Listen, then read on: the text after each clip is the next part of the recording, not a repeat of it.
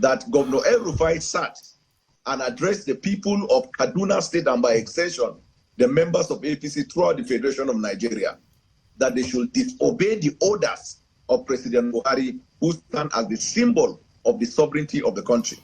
And then he tried to throw away the issue of treason. So let me tell you what treason means. Treason is defined as a crime of betraying one's country, especially by attempting to kill or overthrow the sovereignty or government of a federation. That is exactly what Governor Rufai did. He attempted to undermine the sovereignty of the government of the federation. But let us just say a word or two, Sean, which will be very important, because they say he who comes to equity must come with clean hands. The Rufai that is inciting Nigeria to rise against the government because the government violates orders. Let me tell you, as the FCT minister, Rufai disobeyed all court orders and demolished houses. He disobeyed all court orders given that they should restore staff who went on strike. He disobeyed the order of court about the compensation of people whose land he demolished. As a governor, he disobeyed court order in the conduct of local government election at the time it was given. He disobeyed court order that restrained him from sacking teachers and civil servants in Kaduna. He disobeyed court order that demanded the reinstatement of sacked teachers and civil servants. He disobeyed court order that restrained him from demolishing houses at Graceland, Zaria, and houses belonging to the people in the city.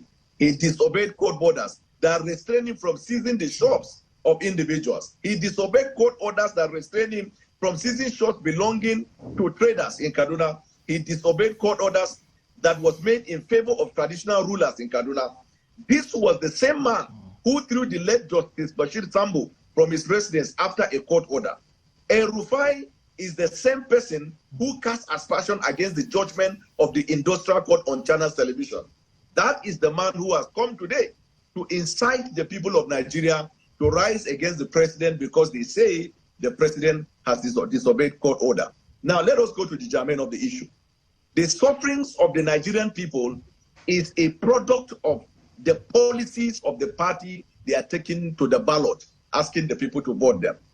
And it was the same Rufai when the ENSA started that failed to rise and address the nation. You need to know, Sean, that when the concept of the violation of the rule of law came at one time in Nigeria, Rufai did not call for any meeting to speak against the government for violating court order.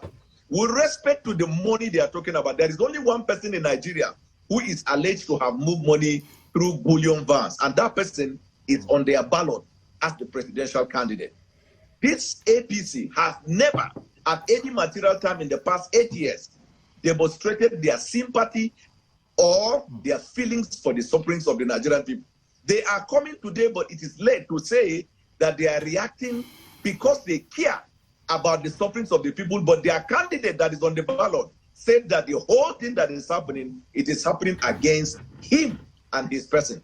And I need the president to know that this war that has started from the governors and from outside has come right into his house. A cabinet member by name Festus Keyamo has declared a war against the president. Forget all the going around that they are doing. There is no going around. The reason why they are rising against President Buhari's policy now is because they felt it is time to deceive the Nigerian people and give the impression they care about Nigerian people so they can be voted. It is the same Rufai who on Channels Television said that one of his governor friends was given 500 million new Naira. Rufai has not been able to tell Nigeria who that person is. And there is no policy of CBN that I know that has permitted the giving of 500 million Naira of the new notes. So if you have seen in a nutshell that they are trying to spin to say the Nigerian people are feeling for them, one fact is clear. On the day of election, you will not see the name of Tinubu. You will see the logo of All Progressive Congress. So 8 years of torture, 8 years of turmoil, 8 years of misery now is coming to the ballot seeking for validation of the Nigerian people in order to inflict all more years of misery and torture and hardship on the ballot. So in a nutshell, I'm trying to say, Sean, if you look at the gamut of everything he has said today, pending on what you will raise afterwards, they are just what we call hubris. lies, attempting to spin what they have caused to the Nigerian people to make it seem like they feel for the Nigerians. Who are the people hoarding the money? Who are the people hiding money here and there? Why is it that this time around they care so much about Nigeria because of money? In fact, even when the 200 Naira was released, they said they were not satisfied. It is 500 and 1,000 that is where their mind is, because what they saved to buy the votes were actually in 500 and in 1,000. How would you describe those in APC who say this new twist of event in relation to the Naira note is perhaps being used by the PDP to their own benefit? How does this benefit the PDP?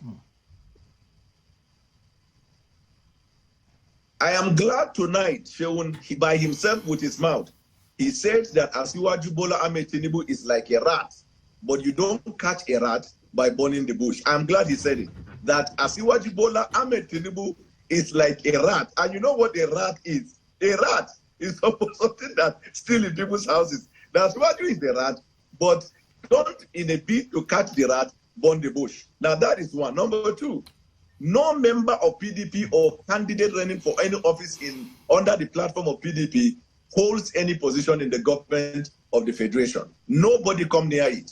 And nobody from PDP influence policy in the APC as it stands today. But let me put it this way. They don't feel more for the Nigerian people as much as PDP does. That is why PDP went all over this country canvassing their plan to bring these people out of this cage and out of this servitude that APC has placed the people under.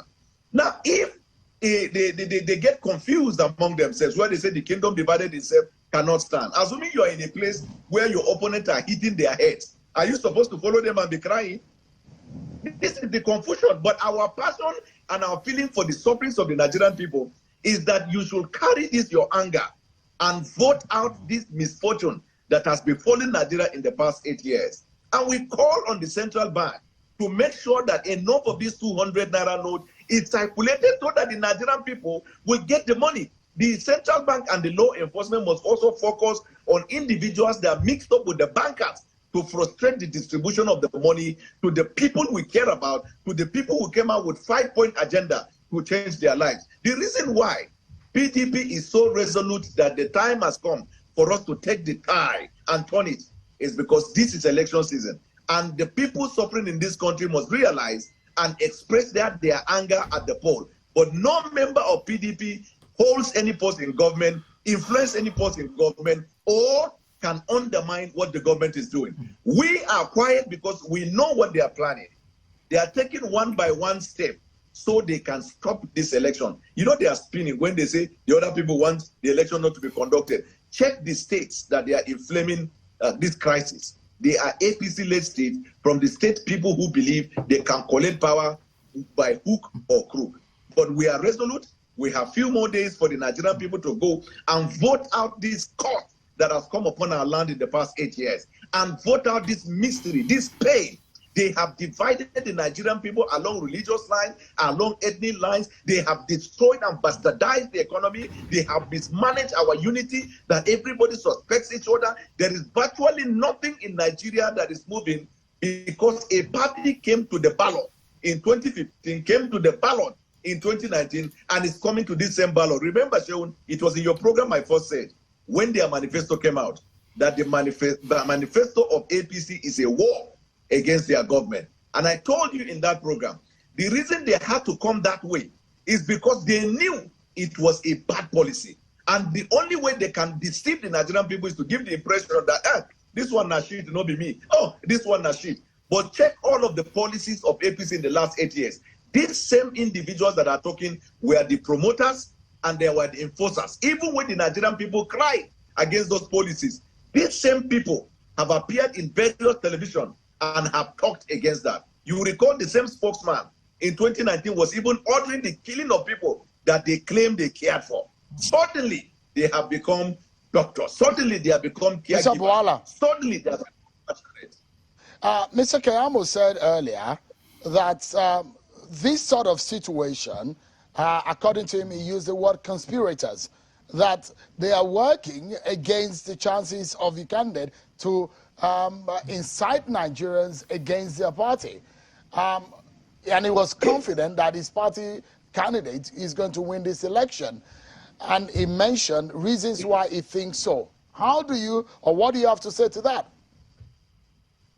Well, if it is with respect to the chances of their candidate, I have to tell you this. All you need to do is to look at their agoraphobia. Their agoraphobia, that fear that anything can happen and they will not be able to escape from the anger of the Nigerian people on the voting day.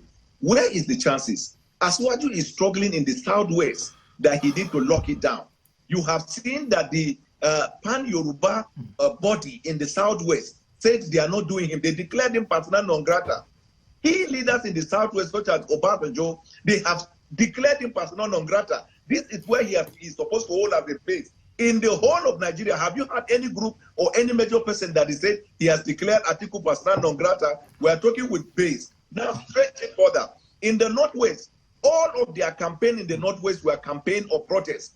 If they shouted Nigeria, the people would say Atiku. When we expose that, they stop shouting Nigeria. Have you not seen in every rally 2 days ago, when they say, let us sing the national anthem, he carried his staff and raised it up. He took up the Oshomole to say, bring your hand down. You remember, with respect to education, he said he's promising that the people will finish their first degree in 8 years. He's not referring to medical course. So where is the chances there? All right. Every party